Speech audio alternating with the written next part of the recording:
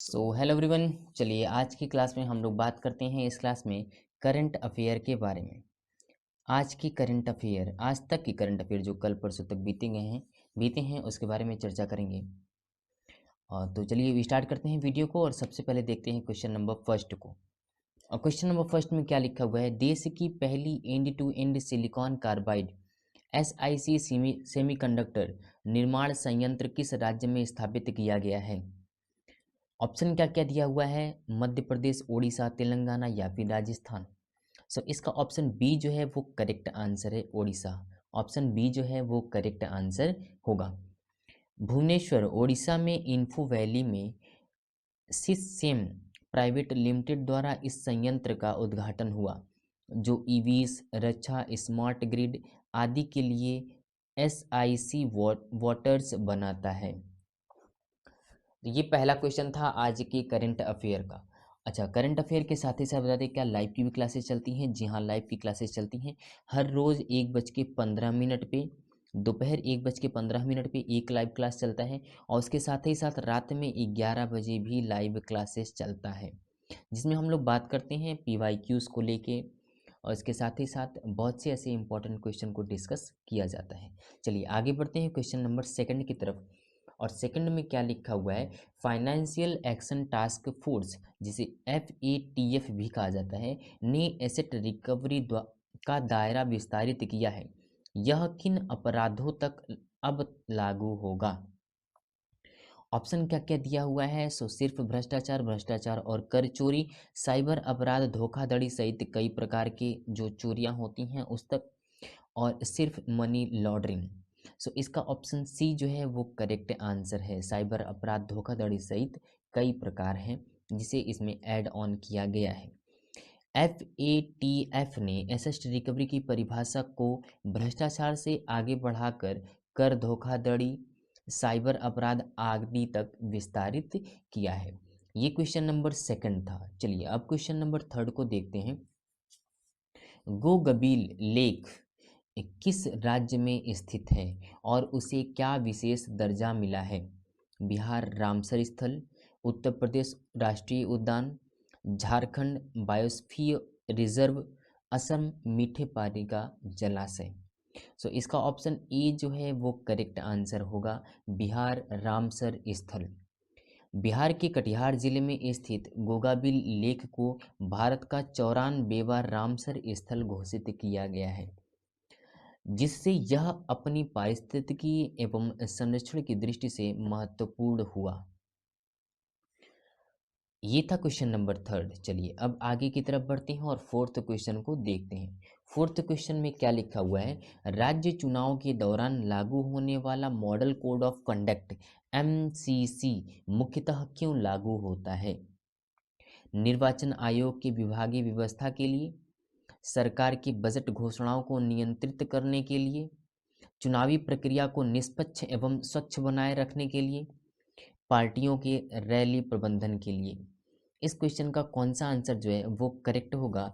Option number C जो है वो करेक्ट आंसर है। ऑप्शन नंबर सी, MCC राजनीतिक दलों व उम्मीदवारों को चुनाव के दौरान सरकारी मशीनरी, घोषणाओं व संस्थानों के दुरुपयोग से रोकता है ताकि सम प्लेटफॉर्म्स प्रतिस्पर्धा सुनिश्चित हो सके।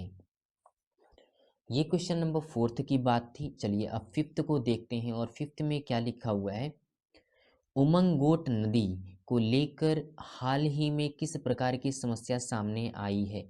ये क्वेश्चन पिछले वाले वीडियो में भी चर्चा किया गया था। हालांकि ये बहुत ही इम्पॉर्टेंट टॉपिक है। उमंगोट नदी को लेकर हाल ही में किस प्रकार की समस्या सामने आई है। क्या इसका ऑप्शन करेक्ट है। इसका ऑप्शन बी जो है वो करेक्ट आंसर होगा। इसका ऑप्शन बी जो है वो करेक्ट आंसर है। उमंगोट कहाँ की नदी है, तो मेघालय की नदी है। कहाँ की, मेघालय की नदी है जो अपनी पारदर्शी पानी के लिए बहुत ही प्रसिद्ध हुआ करता था। जो अपनी पारदर्शी पानी के लिए बहुत ज़्यादा प्रसिद्ध था, लेकिन प्रदूषण के कारण इसकी पानी का रंग जो है वो अब बदल रहा है जिसकी वजह से यह नदी, उमंगोट नदी जो है अभी चर्चा में चल रहा है। चलिए आगे बढ़ते हैं क्वेश्चन नंबर 6 की तरफ।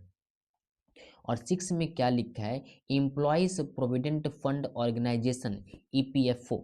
ईपीएफओ एक एग्जाम भी करवा रहे हैं ना इस वक्त, उस एग्जाम का नाम है ईओएओ, है ना, वो एग्जाम भी हो रहा है यूपीएससी लेवल का, लेवल 1 एग्जाम है।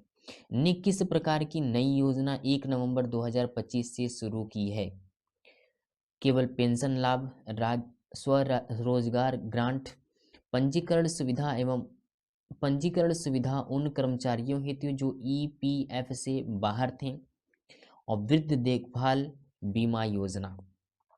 इस क्वेश्चन का कौन सा आंसर जो है वो करेक्ट है, सो ऑप्शन नंबर सी जो है वो करेक्ट आंसर है, पंजीकरण सुविधा उन कर्मचारियों हेतु जो ईपीएफ से बाहर थे।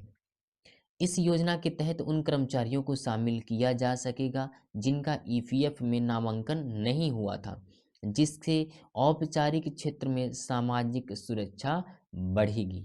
चलिए अब देखते हैं क्वेश्चन नंबर 7 को, और 7 में क्या लिखा हुआ है, किस विश्वविद्यालय छात्र संघ स्टूडेंट्स यूनियन चुनाव का परिणाम 6 नवंबर 2025 को घोषित किया जाने वाला है। इस क्वेश्चन का कौन सा आंसर जो है वो करेक्ट आंसर है, दिल्ली विश्वविद्यालय, जवाहरलाल नेहरू, पटना या फिर मुंबई। सो इस क्वेश्चन का ऑप्शन नंबर बी जो है वो करेक्ट आंसर होगा, जेएनयू की बात कर रहा है। चलिए अब देखते हैं क्वेश्चन नंबर 8 को, और क्वेश्चन नंबर 8 में क्या लिखा हुआ है, 2025 बिहार विधानसभा चुनाव किस तारीख को पहले चरण में आयोजित हो रहा है, 4 नवंबर, 6 नवंबर, 9 नवंबर या फिर 10 नवंबर। इस क्वेश्चन का कौन सा आंसर जो है वो करेक्ट आंसर है, सो इस क्वेश्चन का ऑप्शन नंबर बी जो है वो करेक्ट आंसर है, 6 नवंबर। बिहार में विधानसभा चुनाव 2 चरण में आयोजित हो रहे हैं, पहला चरण 6 नवंबर को जबकि दूसरा चरण 11 नवंबर को है। चलिए अब देखते हैं क्वेश्चन नंबर 9 को, और क्वेश्चन नंबर 9 में क्या लिखा हुआ है, भारत में मॉडल कोड ऑफ कंडक्ट का उल्लंघन अक्सर किस स्थिति में सामने आता है। ऑप्शन क्या क्या दिया हुआ है, चुनाव पूर्व घोषणाओं में, मतदान के बाद, आम बजट के दौरान या फिर स्थानीय त्योहारों में। इस क्वेश्चन का कौन सा आंसर जो है वो करेक्ट होगा, सो ऑप्शन नंबर ए जो है चुनाव पूर्व घोषणाओं में, चुनाव पूर्व घोषणाओं में। MCC model code of conduct मुख्य रूप से चुनाव की घोषणा से लेकर परिणाम तक लागू होता है, और उल्लंघन तब होता है जब सत्ता में मौजूद सरकार नवीन परियोजनाओं या अनुदान घोषणा करती है जिससे प्रतिस्पर्धात्मक असंतुलन होता है।